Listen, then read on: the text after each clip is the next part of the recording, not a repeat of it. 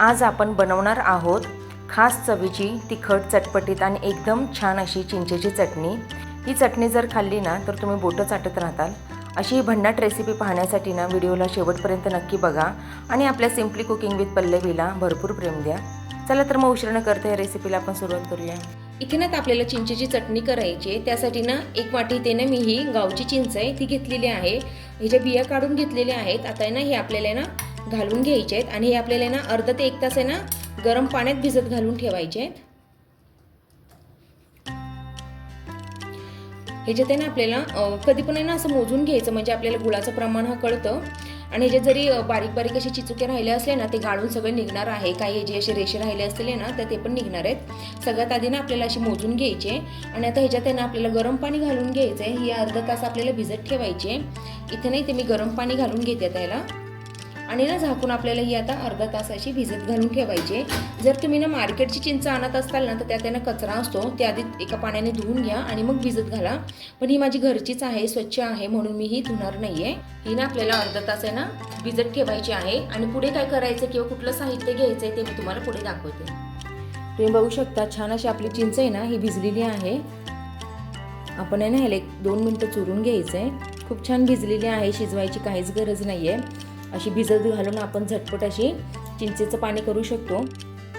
चाळणीने गाळून घेऊया आपण याला।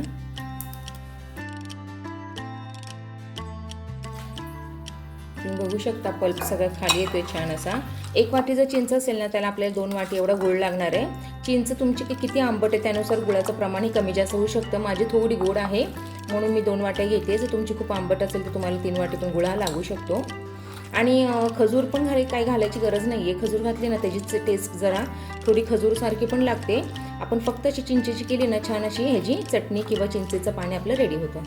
आता ना मी पाणी घेऊन आहे ना थोडं परत ह्याच्यात आहे ना असं धुवून घेते हे छान, म्हणजे सगळं ह्याचं जे आंबटपणा किंवा गोडपणा आहे ना चिंचेचं ते सगळं पाण्यात राहतो आणि चोथा फक्त हा मागे राहतो।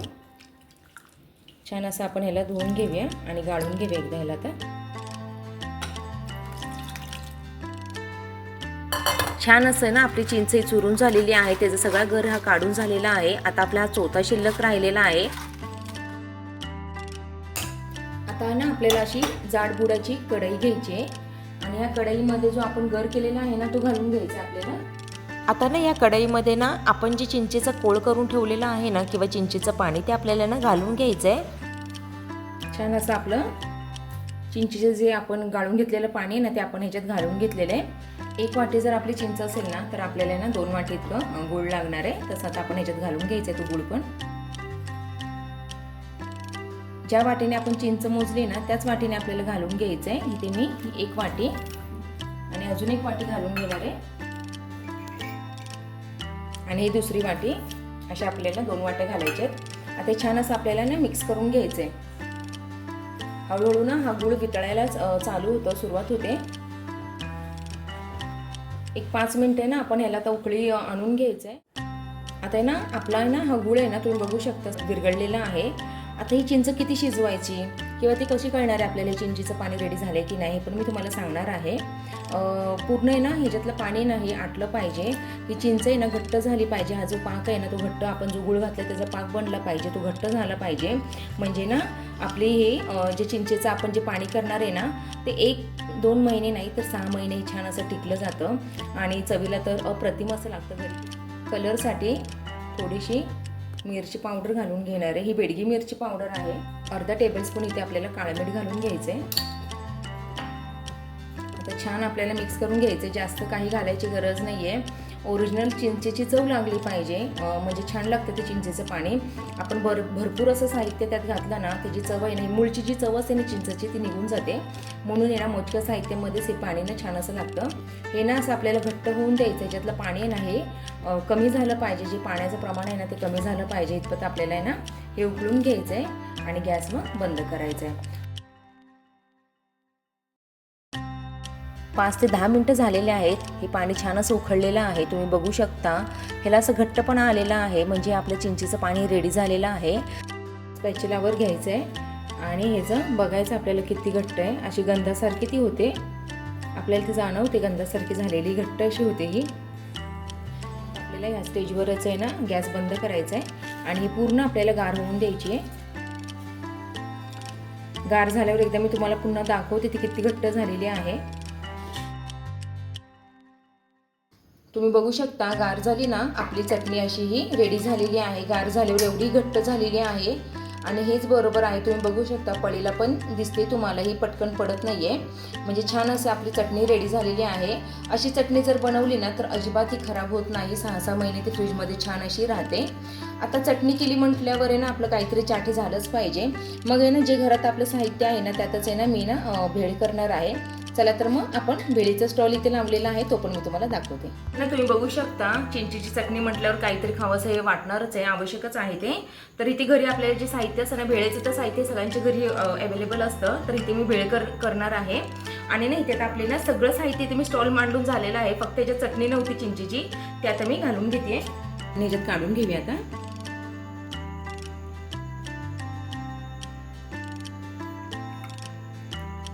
आपली चिंचेची चटणी पण रेडी झालेली आहे. इथे आता मी जे भेळेसाठी लागणार आहे ना साहित्य, ओली भेळ करण्यासाठी ते सगळं साहित्य घेतलेलं आहे. इथे लाल बेडगी मिरची पावडर घेतलेली आहे, चवीनुसार मीठ घेतलेलं आहे आणि आपले लागणारे चुरमुरे घेतलेले आहेत. हे ना मी नुकतंच पॅकेट हे फोडलेलं होतं म्हणून कुरकुरीत आहेत हे माझे चुरमुरे लाया. जर तुमचे ना हे पॅकेट आहे ना जर खूप जुनं असेल तर आहे ना तुम्ही ह्याला आहेत ना नरम पडलेले गरम पण करून घेऊ शकता. आता ना आपण छान अशी भेळ करायची आहे. आणि ना जशी बाहेर खातो ना भेळ तशीच पातेल्यात करणार आहोत. ते पातेल्यातच करताना तोंडाला पाणी सुटतं. चला तर मग आपण भेळ करून घेऊया. आता ना इथे मी कांदा, जेवढं तुम्हाला काय काय इन्ग्रेडियंट्स आवडतात, किती प्रमाणात आवडतात हे तुम्ही पदार्थ कमी जास्त असं करू शकता. आपल्याला टोमॅटो घालून घ्यायचा आता.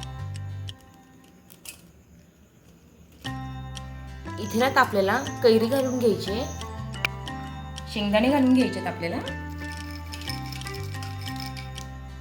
आपल्याला ही तिखट चण्याची डाळ घालून घ्यायची आहे. इथे आपल्याला फरसाण घालून घ्यायचं आहे. तुम्ही ना 0 नंबरची जर तुमच्याकडे शेव असेल ना तर ती पण घालू शकता, पण इथे आता माझ्याकडे सध्या तरी नाही आहे घरी म्हणून मी ती नाही घातलेली आहे. जर तुमच्याकडे असेल तर तुम्ही घालू शकता. तिखट घालायचं आहे आपल्याला. हिरव्या मिरच्या पण तुम्ही घालू शकता, पण मला ना लाल बेडगी मिरची ज्यात आवडते म्हणून मी घालते आहे. आता आपल्याला चवीनुसार मीठ घालून घ्यायचं आहे. आता हे आपल्याला छान असं मिक्स करून घ्यायचं आहे. मिक्स करताना जो सुवास सुटतो ना त्यातच आपल्याला ना तोंडाला पाणी सुटतं. इथे छान असं आहे ना सुवास सुटलेला आहे. छान असे आपल्याला मिक्स करून घ्यायचं आहे. तुम्हाला काय काय घालायचं ते तुम्ही तुमच्या आवडीनुसार कमी जास्त पदार्थ किंवा घटक त्याच्यात तुम्ही घालू शकता. आता ना सगळ्यात शेवटी आपल्याला कोथिंबीर आणि चिंचेचं पाणी घालायचं आहे. आणि आता चिंचेचं पाणी. इथे 3 टेबलस्पून मी चिंचेचं पाणी घालून घेतलेलं आहे. जर तुम्हाला पाणीपुरी करायचं असेल ना तर ह्या चिंचेच्या पाण्यामध्ये तुम्ही पाणी मिक्स करून पण ते करू शकता. छान आता आपल्याला ना सगळ्यात शेवटी हे आपल्याला मिक्स करून घ्यायचं आहे. तुमच्या पण तोंडाला पाणी सुटलंय ना, मग आहे ना तुम्ही पण आहे ना असं चिंचेचं पाणी रेडी करा आणि वेगवेगळे चाट असे करून खा. इथे ना आता माझी भेळ ही रेडी झालेली आहे. आता आपण आहे ना ह्याला सर्व करून घेऊया. भेळ ही रेडी झालेली आहे.